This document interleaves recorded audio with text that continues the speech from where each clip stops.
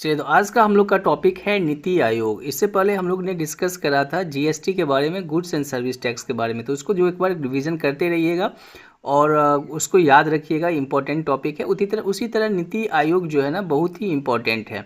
तो आइए जानते हैं, नीति आयोग भारत सरकार द्वारा जो है ना 1 जनवरी 2015 को गठित एक नई संस्थान है। जो योजना आयोग था ना, उसके स्थान पे नीति आयोग का गठन किया गया था, जिसे योजना आयोग के स्थान पे बनाया गया। नीति आयोग एक गैर संवैधानिक निकाय है। इस बात का ध्यान रखिएगा कि नीति आयोग जो है एक गैर संवैधानिक निकाय है।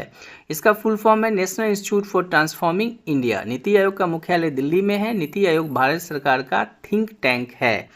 तो इसका मुख्यालय दिल्ली हो गया, भारत सरकार का थिंक टैंक है नीति आयोग। ये एक गैर संवैधानिक निकाय है और 1 जुलाई 2015 को इसका क्या किया गया, स्थापना किया गया। ये कुछ इंपॉर्टेंट पॉइंट है जो भी हम डिस्कस करेंगे वीडियो में। वो बेसिक तो है लेकिन आपके एग्जाम के लिए बहुत ही इंपॉर्टेंट है और वो आपको पता होना ही चाहिए अगर आप इस एग्जाम में बैठ रहे हैं, ठीक है। तो चलिए, तो नीति आयोग का मुख्यालय दिल्ली हो गया। इसका फुल फॉर्म हो गया national institution for transforming India और नीति आयोग भारत सरकार का थिंक टैंक है। आगे चलते हैं। नीति आयोग योजना आयोग की तरह ही कोई वित्तीय आवंटन नहीं करता है। याद रखिएगा, ये वित्तीय आवंटन नहीं करता है। इसका प्राथमिक कार्य सामाजिक एवं आर्थिक मुद्दों पर सरकार को सलाह देना है ताकि सरकार ऐसी योजना का निर्माण करे जो लोगों के हित में है।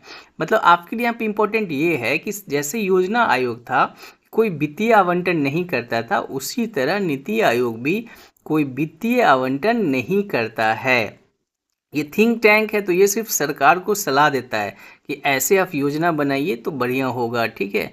इस स्टेट में ये योजना लाइए तो अच्छा होगा। देखिए, नीति आयोग 13 सूत्रीय उद्देश्य रखे गए थे जब इसकी स्थापना हुआ था और आयोग की संरचना में अध्यक्ष, उपाध्यक्ष और सीईओ रहा था। अध्यक्ष इसके जो है ना प्रधानमंत्री ही होते हैं और पूर्वकालिक सदस्य जो होते हैं फुल टाइम मेंबर्स पदेन सदस्य होते हैं और जितने भी जो है ना यूनियन टेरिटरी हैं परिषद विशेष आमंत्रित सदस्य शामिल होते हैं। मतलब जितने भी स्टेट के चीफ मिनिस्टर हो गए और दिल्ली के उपराज्यपाल हो जाएंगे, वो सब इसके जो है ना पूर्वकालिक सदस्य जो होते हैं इसके पदेन सदस्य बन जाते हैं, ठीक है।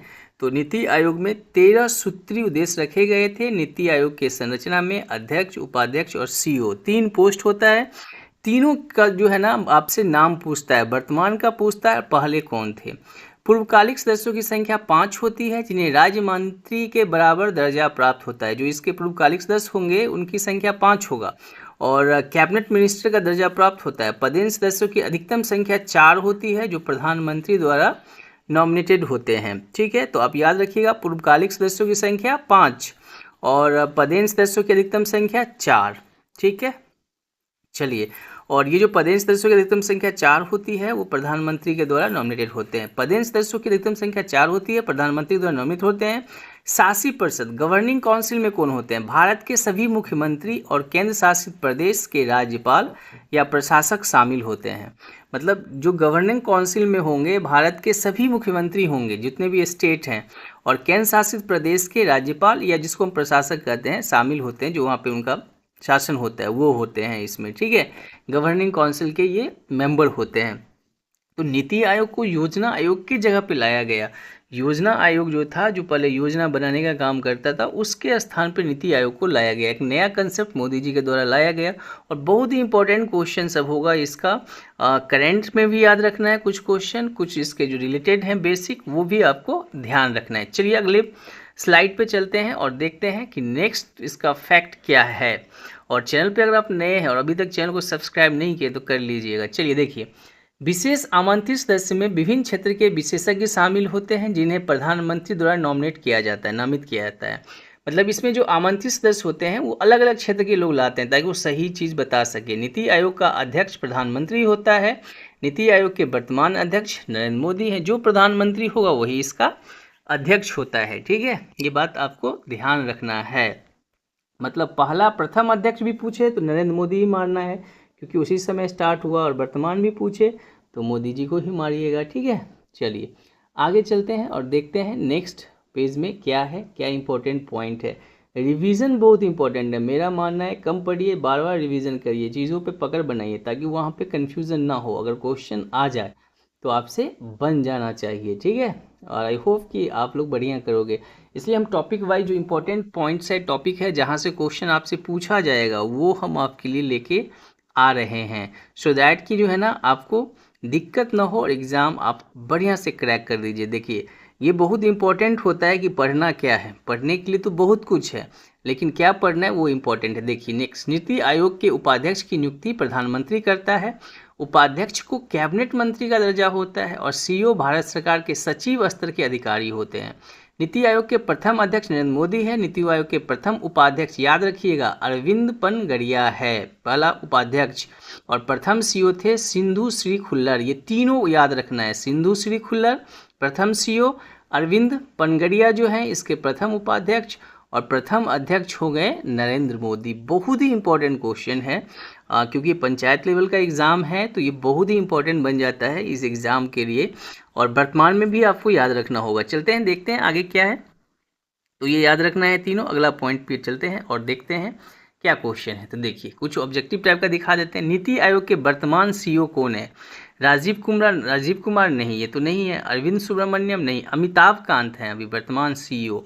आप लोग कमेंट करके बताइएगा, ठीक है ना, कि इसके जो है ना अभी उपाध्यक्ष कौन है, ठीक है, इसी में इसका आंसर छुपा हुआ है। कमेंट करके बताइएगा नीति आयोग के वर्तमान उपाध्यक्ष कौन है। चलिए अगर आप अभी तक इस वीडियो को देख रहे हैं तो इससे क्लियर हो जाएगा कि जो लोग कमेंट करके बताएंगे कि सर अभी जो वर्तमान उपाध्यक्ष ये हैं, हम समझ जाएंगे कि आपके लिए ही हम वीडियो बना रहे हैं और मेहनत करेंगे आपके लिए। अगला क्वेश्चन, इनमें से कौन नीति आयोग के शासी परिषद का हिस्सा होता है? सभी राज्यों के मुख्यमंत्री? हाँ होते हैं।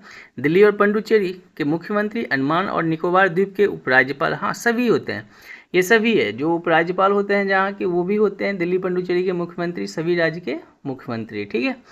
तो अभी तो हम इस पर डिस्कस ही किए थे। तो चलते हैं नेक्स्ट क्वेश्चन की ओर। कुछ ऐसे क्वेश्चन जो पूछा गया एग्जाम में वो हम दिखा रहे हैं। नीति आयोग के इंडियन इनोवेशनल इंडेक्स में किस राज्य को पहला स्थान प्राप्त हुआ है? ये नीति आयोग निकालता है, ये इंडेक्स बहुत सारा इंडेक्स निकालता है, और इसका भी हम चाहेंगे कि आप जरूर कमेंट करके बताइए। तमिलनाडु, कर्नाटक, केरल और तेलंगाना। हम बता सकते हैं आपको आंसर, लेकिन आप बताइए कि नीति आयोग के इंडियन इंडेक्स 2021 में किस राज्य को पहला स्थान प्राप्त हुआ है। चलते हैं नेक्स्ट क्वेश्चन की ओर। ऐसे क्वेश्चन ही बनेंगे आपके एग्जाम में, ठीक है, हम आपको कंफर्म बता रहे हैं, ऐसे ही क्वेश्चन बनेंगे, ठीक है। पिछले 8, 9, 10 सालों से जो है ना हम यही काम कर रहे हैं। नीति आयोग के इंडिया इनोवेशन इंडेक्स 2021 में किस राज्य को पहला स्थान मिला? सेम क्वेश्चन रिपीट हो गया है, तो प्लीज़ आप इसको कर लीजिएगा, ठीक है।